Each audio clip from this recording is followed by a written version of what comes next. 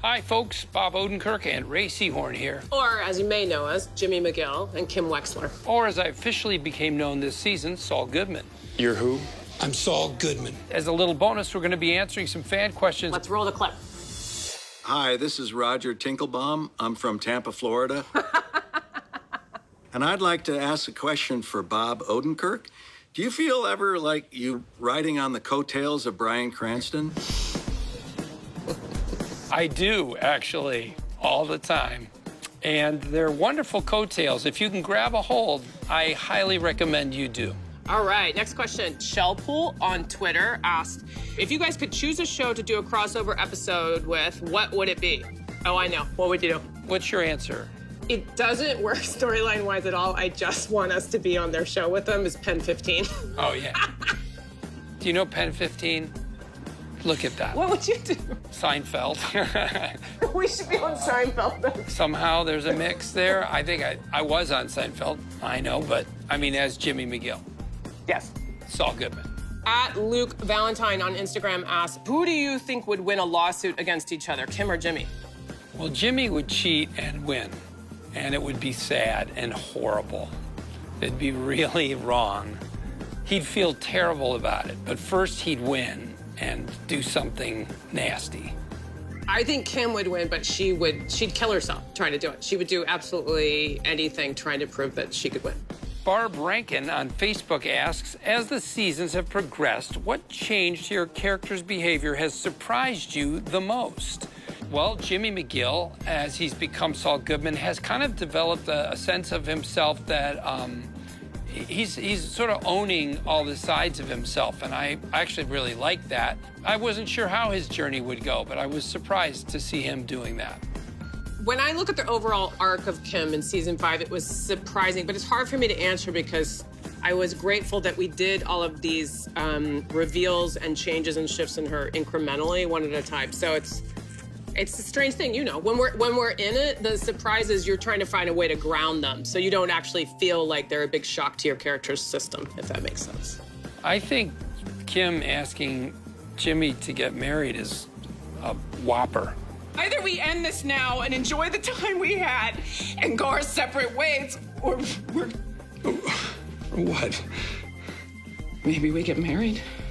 It's a big tectonic Yes, you're right. You know what? That's a shift. good one. And it kind of makes Because it took me a while to piece together what was happening in her head.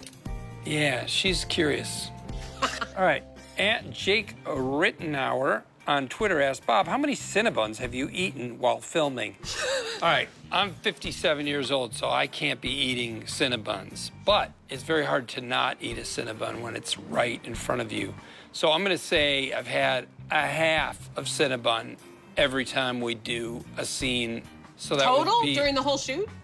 I honestly think I've had about a half of one per. So that would be probably have eaten 2 Cinnabons at this point. That's a lot of restraint. By the way, you don't need a whole Cinnabon to enjoy that flavor. Why don't they make, I know they make small ones. They could even make them a quarter sized and you'd still get a lot of pleasure out of it. At Kelsey Dietering on Twitter asks, Ray, so much of what Kim thinks and feels is conveyed by just your facial reactions. How do you still manage to navigate so many undertones in a scene? Okay, well, one of the secrets is that the scripts on Better Call Saul from all of our illustrious writers, and Bob will agree with me, they're written with a narrative tone. There's a lot of novel type writing in it where they are letting you know some of the characters' inner thoughts. Then from there, they expect and enable and empower all of us to come up with their own connective tissue. It's one of my favorite parts of the job, is figuring out what she's thinking in those quiet moments and realizing that often the audience has been my most closest confidant in scenes because they are the only people that know what she's thinking. And then she enters these rooms where she puts on a mask. That's been a lot of fun to cultivate that relationship with the audience. Haley Owens on Facebook asks, how are your own personalities similar to those of your characters, and how are your own personalities different? Wow, I'm very different from Jimmy McGill. I do think that I have an earnestness about me that he also has, and probably at times a kind of an excitement over plans or ideas that I share with the character. But in many ways, I find him to be very immature, though I hope likable. I completely identify with Kim's need to, and the fact that she takes solace from that idea of if you work hard enough, everything will be okay. That you can somehow control your life and your destiny by being self-reliant and working yourself out of any hole. I understand that. I'm not nearly as still as her. I have no ability to not fill silences or be quiet in a room. That's one of your great qualities. It's one of my favorite things about you. I believe we have another question from a devoted fan. Hi, this is Philip Bixby from Reno, Nevada. And my question is for both of you. What's your favorite sushi restaurant in Albuquerque? Raw fish from the ocean in Albuquerque, New Mexico. Yeah, well, they have sushi restaurants, and we do go to them. Japanese kitchen, right? Isn't that something? That's a thing. Mostly we eat barbecue. I highly recommend that you trade sushi for barbecue when you're in Albuquerque. Or barbecue your sushi. John Davidson on Facebook asks, Bob, what has been the most difficult scene for you to shoot? Emotions, story, other.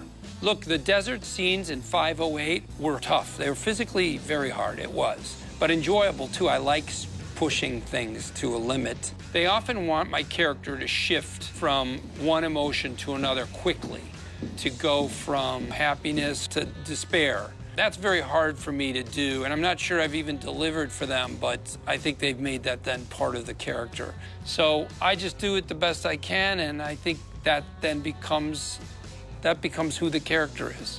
At Kim Wexler on Twitter asks, does Kim and Jimmy's pet fish have a name? I believe everyone calls it Carl, but there are two, in case one won't come out of the trailer. We have two. Aren't they called Carl? Yeah, I think so. They're both Carl. W. Axel Foley asks, Ray, in your preparation for the role, had you created your own backstory? Yes. I mean, I think you have to. Most actors do. And with this very interesting and kind of enigmatic writing they had for Kim in the beginning, where she's very specific about when she speaks and often chooses not to speak, it's my job to fill in the subtext of why she is choosing to observe or participate in any given scene. You start racking up more and more pieces of the jigsaw puzzle as you go, not knowing the whole picture you're gonna make, which has been a lot of fun with Vince and Peter in our writer's room. So this season, as you guys saw, they showed this little piece of a backstory with her mom and the young woman playing me, and both of the actors knocked it out of the park. And I have to say, I always thought she was raised by or had some sort of guardianship relationship with an addict in her life. Because from the very beginning, it's just, there's a need to have boundaries that she had from the pilot episode, while having a comfortability and an attraction to chaos that she keeps trying to right and straighten. And she's also used to cleaning up after people, so there you go. Wow, that's awesome. That's great. From @Princess asking, what Better Call Saul character do you personally identify with the most? I mean, I think I probably identify with Kim and the fact that she is trying to recognize what matters in the world and live by standards that will get her respected. And, you know, struggling with that, but always trying to fit into the broader world. I think that's something I recognize and identify with, yeah. Yeah, I identify with probably Kim and parts of Jimmy the most, and it's because of their always feeling a little bit like an outsider, even in a situation where you're no longer the outsider. Just, it doesn't matter, that thing that's just in you that tells you that you somehow don't belong there and need to work hard to fit in. I identify with those qualities in both of them. Yeah. @Michaelaz12 on Instagram asks, if you woke up as your characters one day, what would you do? The answer for me is I would not behave like my character. I would go to work, because she gets to be in 2002 when there's no pandemic. And it looks like we have one final question from another passionate fan. Hi, this is Steve Quisenberry from Davenport, Iowa. And I'd like to find out if Walter White is ever going to show up on Better Call Saul. My fingers are crossed. You know what? I think it'll come down to whether Matthew Broderick is willing to shave his head. Thank you all for watching. We love you guys, and we'll see you next season.